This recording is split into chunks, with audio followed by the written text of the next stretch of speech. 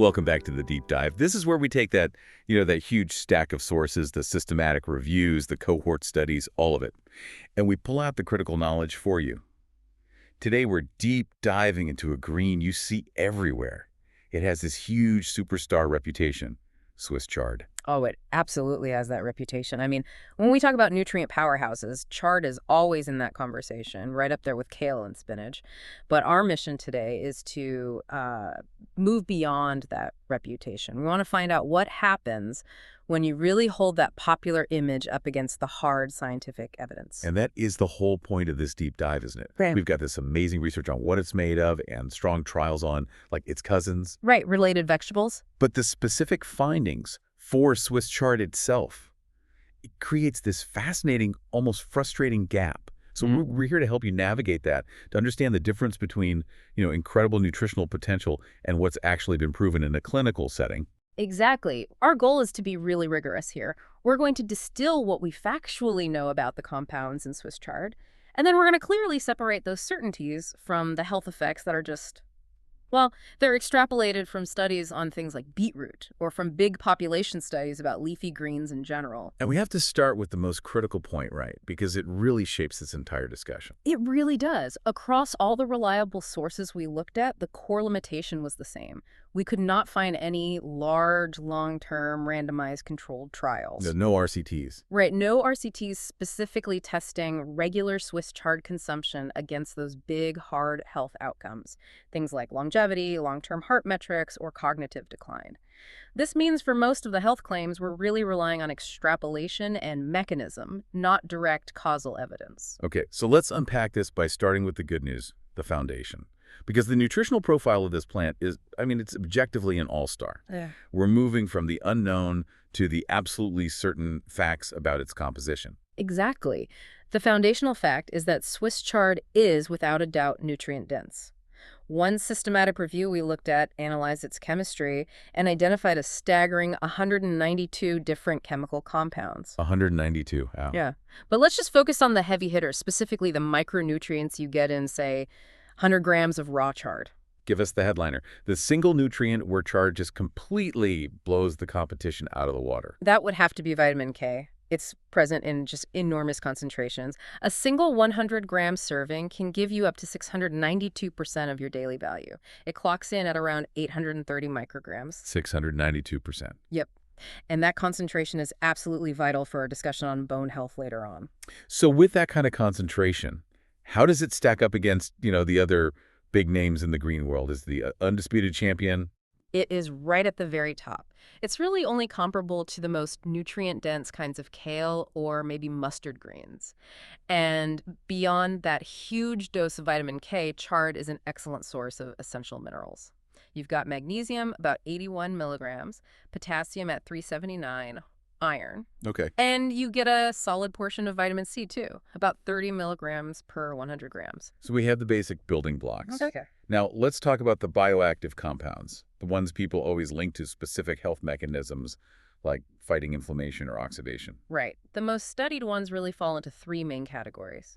First, you have the betalains. Betalains. These are those unique nitrogen-containing pigments. You have beta-cyanins, which are red-violet, and betaxanthins, which are more yellow-orange. They make up about 20% of the reported compounds, and you see them most in the red and rainbow varieties. That's the color that just screams, I'm healthy. It is. Secondly, we find flavonoids. These include some pretty complex derivatives like 2-xylosylvotexin. This one is often studied for its potential role in reducing oxidative stress, especially in our vascular cells. Which gives it that theoretical edge for heart health. Exactly. And third, and this is probably the most critical part of the cardiovascular argument, dietary nitrates.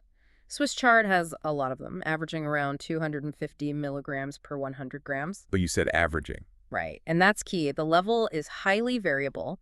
It really depends on the soil and the growing conditions. And that variation is interesting in itself. It shows that even the plant's variety really matters. Absolutely. The analytical data confirms it.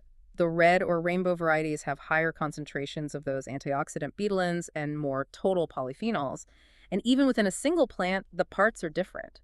The leaves are richer in fiber, sodium, and vitamin C, while the stems and stalks tend to hold more of the potassium. So we have all the ingredients, 192 of them. But if we don't have a Swiss chard cures all, RCT, Then we're moving from chemical facts to clinical detective work. Where are all these claims for things like heart health and athletic performance actually coming from? And this is the crux of it. The strongest arguments rely on evidence from standardized sources that just share chemical similarities with Chard. We'd assign, say, a moderate grade of confidence to these benefits because we understand the underlying mechanism, even if Chard itself wasn't the actual test subject. Okay, so let's start with the one people talk about most, the nitrate pathway. That's the one used to justify the cardiovascular benefits and, the exercise performance boosts.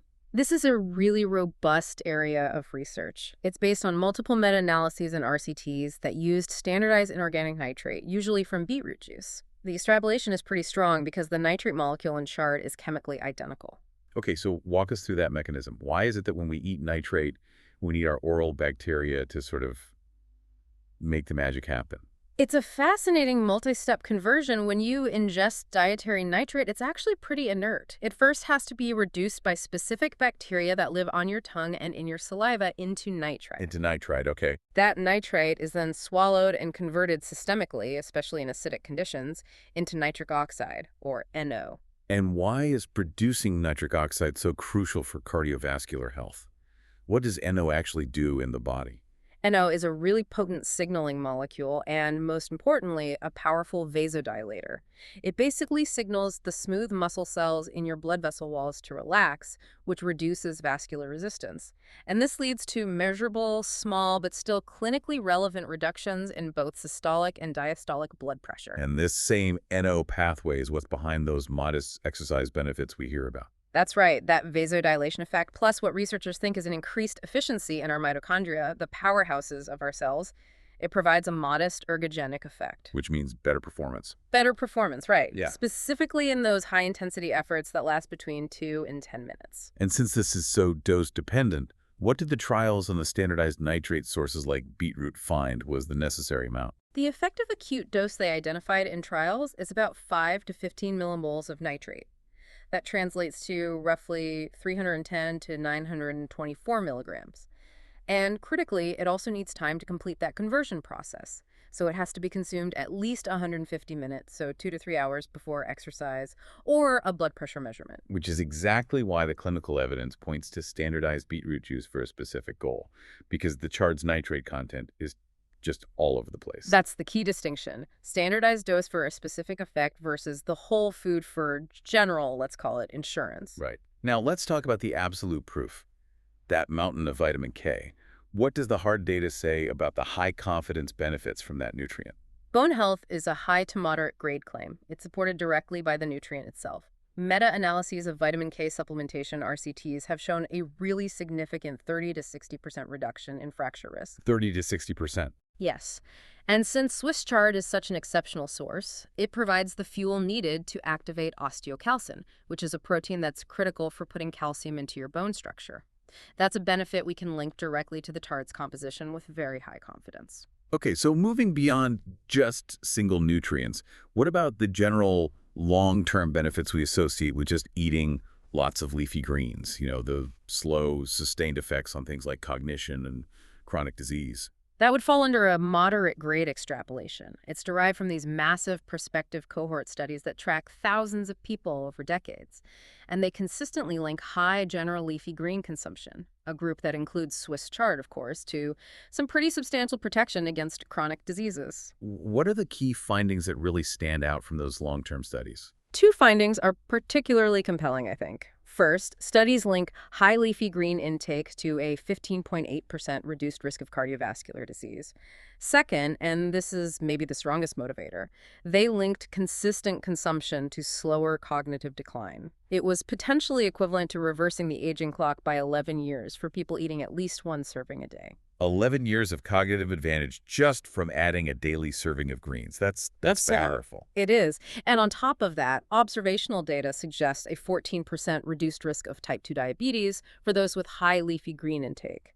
We're also seeing some early, and I have to stress, speculative research, this is low-grade confidence, from small pilot trials. They used beet leaves or Balin supplements and suggested some modest short-term improvements in how the body handles fat after a meal. But those are just early hints, not conclusions. So to sum it up, Swiss Chard is a phenomenal green. It provides all the high-quality parts needed for these powerful health mechanisms. But if you want a specific therapeutic intervention, the evidence is really a hand-me-down claim from its chemical cousins. That summarizes the state of the research perfectly. And given that, let's now get into the most actionable advice. How do you actually use chard? Maximize its potency and, crucially, consume it safely. Right, because execution matters. How do we prepare this vegetable to make sure we're actually absorbing those fat-soluble vitamins and making the most of all those compounds? Preparation is paramount. Since vitamins K and A, which is from beta-carotene, are fat-soluble, you have to pair chard with healthy fats. Like what? Think a dressing with olive oil or adding nuts or avocado. That will dramatically increase absorption.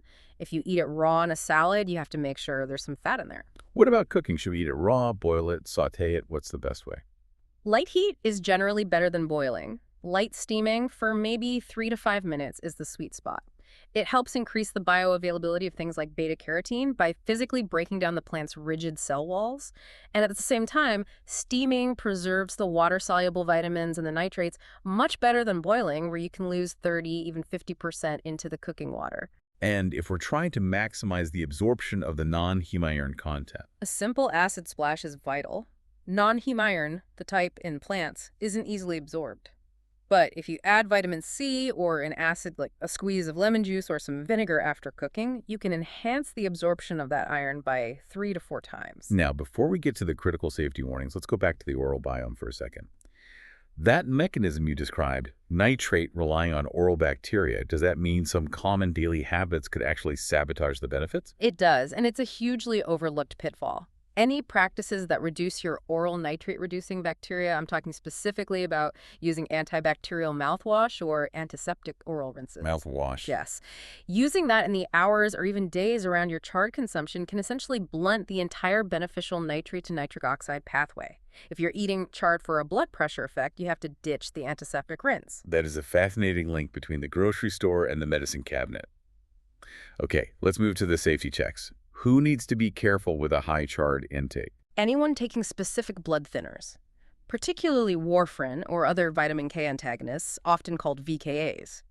Because Swiss chard is so incredibly high in vitamin K, remember, almost 700% of your DV per 100 grams, patients on these drugs must maintain a consistent daily intake.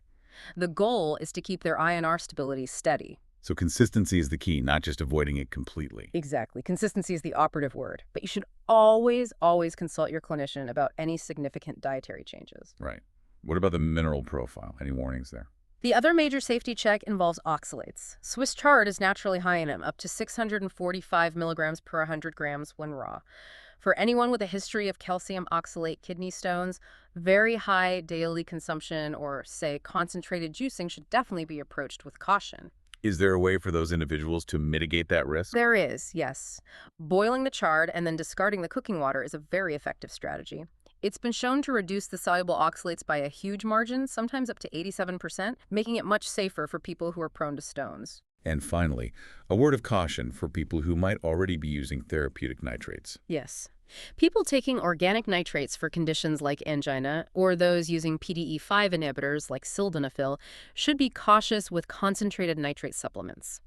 Using multiple vasodilators at the same time could pose a risk of severe hypotension, so they should absolutely check with a clinician before adding high-dose supplements to their routine. Okay, so what does this all mean for you when you're standing there in the produce aisle?